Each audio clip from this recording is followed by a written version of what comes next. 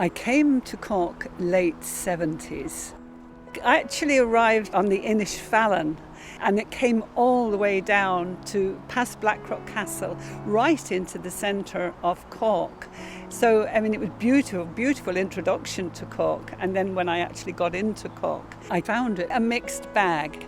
On the one hand, economic depression. Fords had closed, Dunlops had closed, and probably a depression amongst people, because economic hard times bring depression.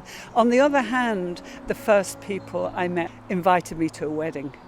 And I kind of thought, maybe Cork is not so bad after all.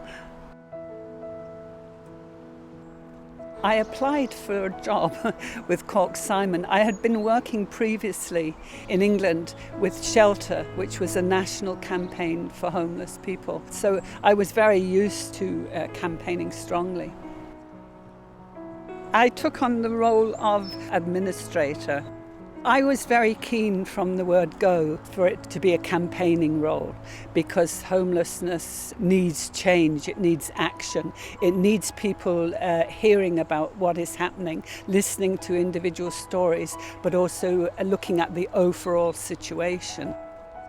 I campaigned through the press and would meet with them quite regularly, also through annual reports, communicating that homeless people were human beings who absolutely deserved a right to shelter and to all the additional services that they needed.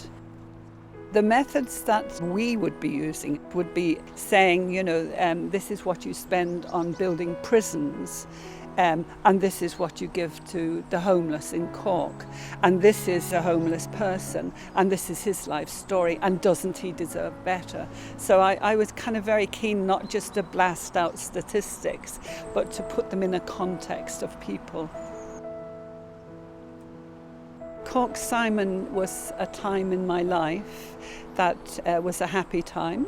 That was an experience. I haven't looked at the scrapbook for quite a long time, but looking back on it now, I can see that it really was a campaigning organisation as well as a caring organisation. But I met some amazing characters who all had different stories. I still actually think of them.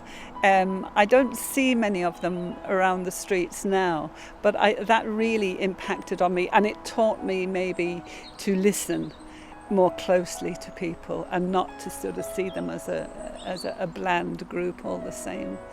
I'm delighted to have been allowed to participate in Cork Simon, and I still watch with great interest at what's going on there.